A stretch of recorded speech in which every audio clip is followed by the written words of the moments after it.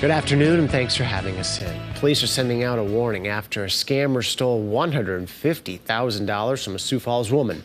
The victim received a phone call last summer saying she'd won a large amount of money from Publishers Clearinghouse. The scammers basically say you've won fill in the blank amount of money, but you have to pay the taxes and fees to get that money.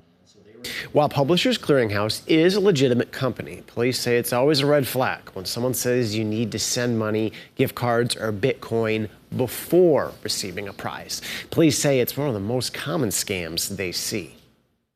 Power is back on in parts of Sioux Falls following an outage that affected more than 8,500 customers. The outage impacted neighborhoods and schools in the central and eastern parts of Sioux Falls for about a half hour. Xcel Energy says debris on a power line and equipment failure caused the outage. As the snow and ice melt in northeast KELOLAND, people are preparing for flooding. In the Watertown area, levels on the Big Sioux River, Lake Kempeska, and Pelican Lake are all both full. City officials say the river elevation is above minor flood stage and is now considered to be at moderate flood stage. Several roads in the area are closed. Free sandbags are available at the Cottington County Sheriff's Office and the Office of Emergency Management. Sand will also be available at Sailboat Landing. Turning now to a look at our forecast with meteorologist Scott Munt. It's going to be hot out again today. Scott, we could see some more records fall, right? We could. Looks like Sioux Falls, with our forecast going at 86 right now, will be 1 degree shy of hitting the record temperature of 87. But I think we'll have other areas break records in southeastern South Dakota and into northwestern Iowa as the heat continues. Numbers mainly in the 80s for highs. Wouldn't be surprised if we do hit the low 90s. Now we are looking at the cooler weather yet again, mainly north of that boundary that you do see draped from Rapid City through Huron over toward the Twin Cities.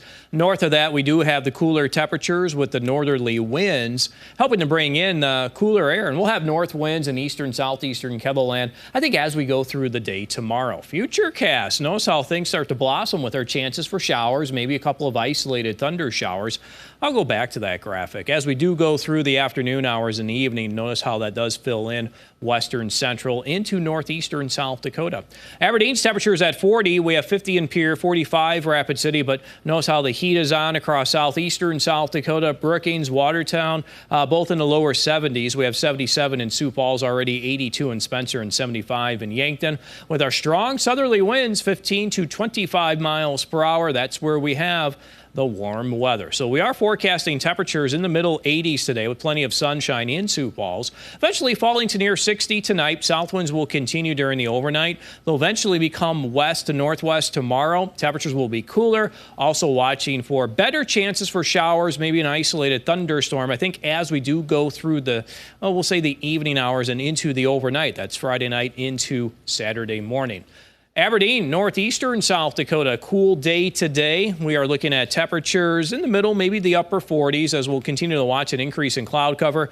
In comes the rain as temperatures probably stay in the middle 30s for overnight lows tonight.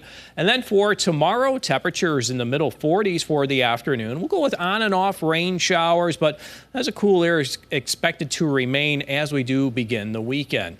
Central South Dakota with our north winds in central KELOLAND. Temperatures, of course, will remain cool. Numbers in the lower 60s for today. We'll watch our rain chances as we do go through the evening hours. Our temperatures as we hit tomorrow, probably in the 50s. And then as we do continue into the weekend, we'll have our numbers so start cool, but we'll eventually start to warm. High of 64 today in Rapid City. We'll have more details on the KELOLAND Live Doppler forecast coming up. Thank you, Scott. Superintendents from 4 local schools met with community leaders during Good Morning Sioux Falls. The semi-annual event is hosted by the Sioux Falls Chamber of Commerce and spotlights issues of importance in the community. Incredible platform for businesses to connect with the schools, with the public schools within the metro area, and gain greater insight and understanding into what's going on in terms of growth and construction projects, and then also having some larger conversation about some of the challenges and issues facing education today. Superintendents from Brandon Valley, Harrisburg, Sioux Falls, and T area attended this morning's event. We'll touch on some of the topics that were discussed tonight on KELOLAND News. Several controversial bills are bogging down work in the Nebraska state legislature.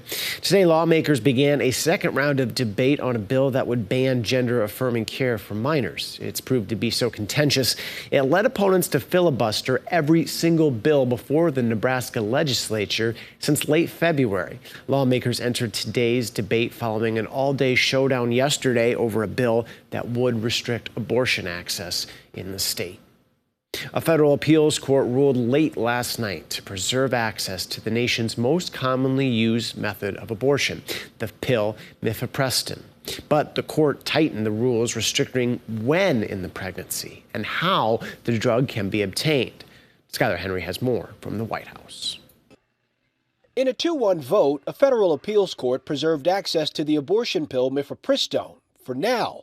But it comes with restrictions. The Fifth Circuit panel ruled mifepristone can only be used for up to 7 weeks of pregnancy instead of 10, and it cannot be distributed by mail without a visit to a doctor. This narrows last week's ruling in Texas, where a single lower court judge blocked the drug's FDA approval.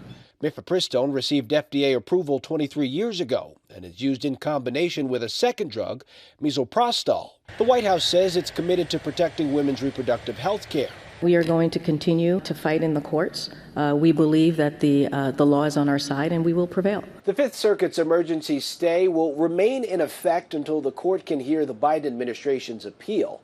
But this legal fight for access to the drug is likely to end up at the Supreme Court.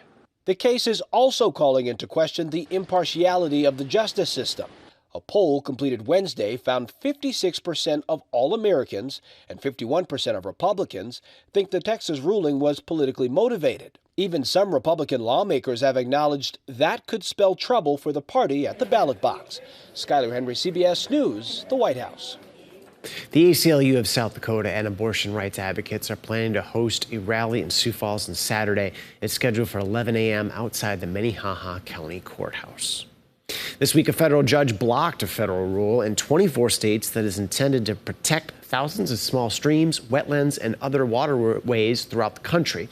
A judge in North Dakota halted the regulations from the Environmental Protection Agency and U.S. Army Corps of Engineers pending the outcome of the lawsuit. The injunction affects the 24 states that filed the lawsuit, including South Dakota, North Dakota, Iowa, and Nebraska. A new kind of park is coming to Sioux Falls. Next month, construction will begin on South Dakota's first fitness court. Here's what you can expect. It will have a rubber surface along with 28 fitness stations. The stations include things like kettlebells, exercise bikes, and pull-up bars. It will be located at Waterway Park along the Big Sioux River near 26th Street and Southeastern Avenue. Construction will begin next month. It should be complete by the end of June. If you hadn't eaten lunch yet, maybe this will whet your appetite. A Sioux Falls businessman will soon reopen his popular hot dog stand called Let Me Be Frank. Long lines of customers greeted Comet Boom when he first opened his stand 1 year ago. Running his own business had always been a lifelong goal. I left a long career in the eyeglass industry, about 16 years there doing that. Was very successful at what I did, but wasn't very happy working for corporate America.